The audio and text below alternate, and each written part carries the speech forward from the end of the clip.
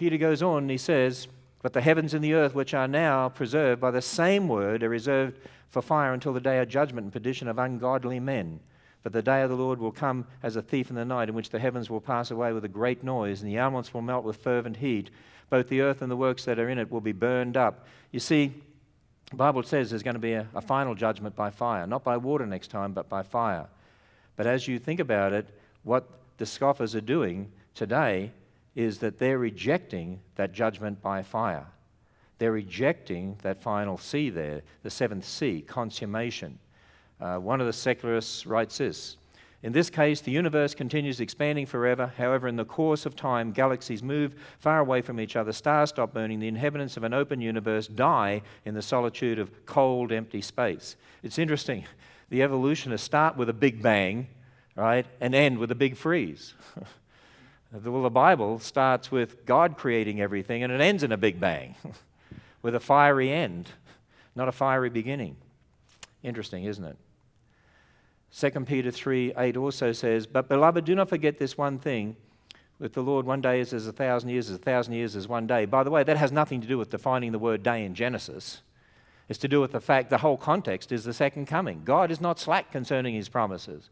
You know, God is outside of time. To God, a day is like 1,000 years, or 1,000 years is like a day. And for this they willingly forget, willfully forget. If you look up the meaning of that word willfully, there in the Greek, choose to prefer. It is implied, as we read in the notes here, it is implied, I got different definitions here that I got from different sources, and I want to make a point here as we look at this. I looked up the Strong's Concordance, I looked up Barnes's notes, I looked up John Calvin and Jameson and Fawcett, and so wrote down what they say here, as you can see. It is implied the will was concerned in it, that they were influenced by that rather than by sober judgment and by reason. There was obstinacy. The will has usually more to do in the denial and rejection of the doctrines of the Bible than understanding has. They close their eyes so as not to see. They do not wish to know. It all fits with suppressing the truth in unrighteousness. When you look at 2 Peter 3 in different translations, translation of verse 5, willingly ignorant, willingly are ignorant of, the KJV, deliberately reject, the NIV, deliberately overlook, the ESV, they willfully forget, the New King James Version.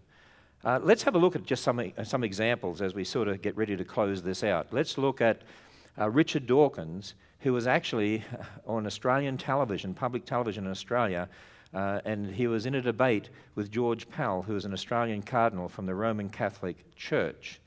And let's see what happens here. Of course it's counterintuitive that you can get something from nothing.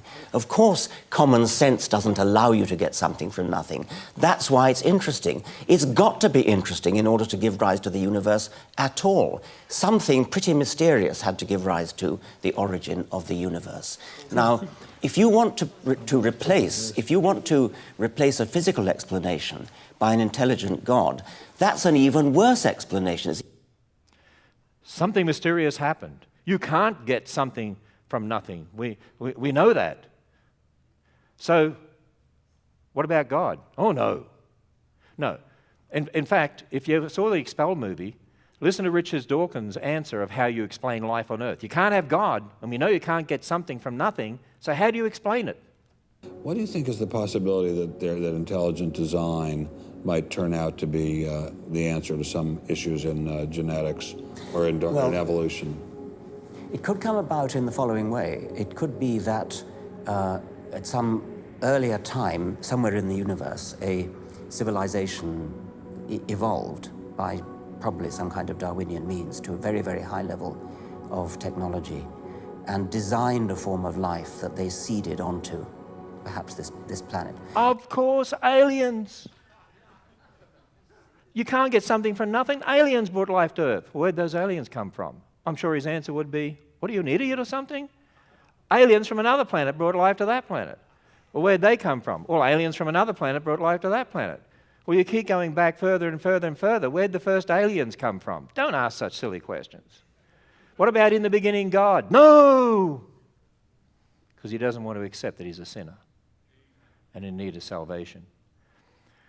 P.Z. Myers is a professor, associate professor of biology at University of Minnesota Morris. Ardent atheist, God hater. Listen to what he says. Why don't you believe in God? Why don't I believe in God? Because nobody's ever shown me the evidence for it. It's a ludicrous proposition. You know, if it were true, it would be amazing, right? It would be the most incredible thing we would ever discover in the universe, that there was some being greater than the whole of what we've been living in and studying, and he's got these vast powers. That would be earth-shaking to know about. You would think if people actually had evidence for this, they would trot it out. Well, the evidence is all around us. The Bible makes that clear.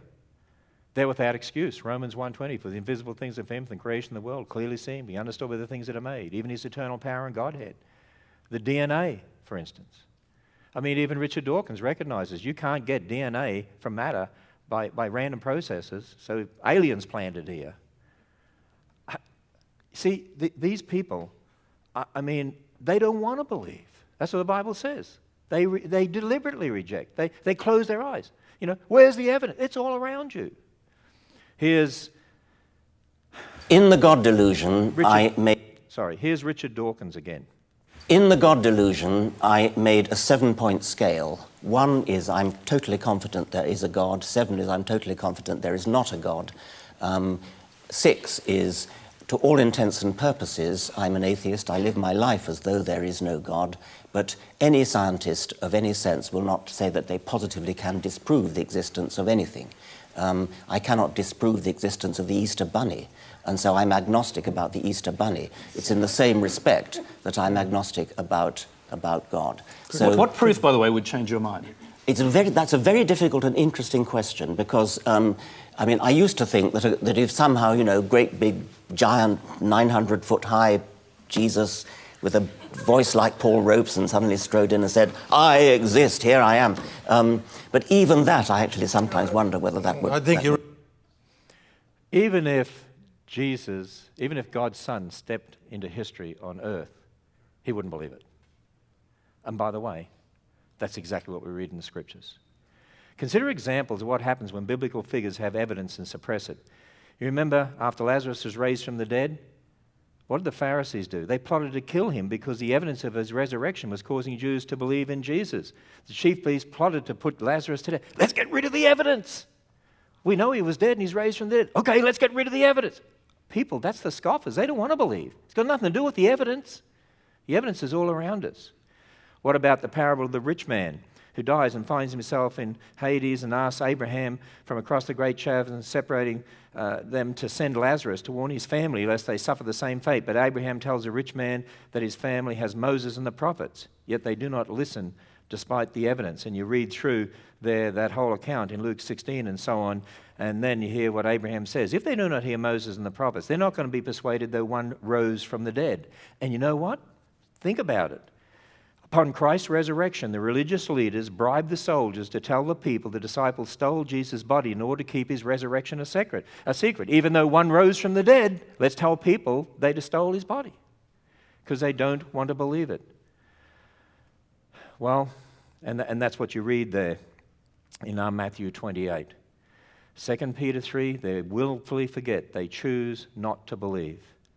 See, Romans 1 tells us they suppress the truth in unrighteousness because what may be known of God is manifest in them, because God has shown it to them. They know. Richard Dawkins knows. P.Z. Myers knows. The Bible says the law is written on their hearts. Romans 1:20 says they are without excuse. And you know why they willfully forget?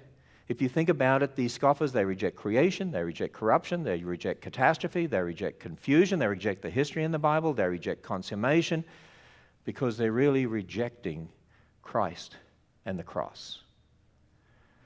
Romans 1 says, professing to be wise, they become fools and change the glory of the incorruptible God into an image like corruptible man and birds and four-footed animals and creeping things. To me, that's just a picture of evolution. That's what it is. That's their anti-gospel, that man is the one who decides his own future and what's going to happen to him.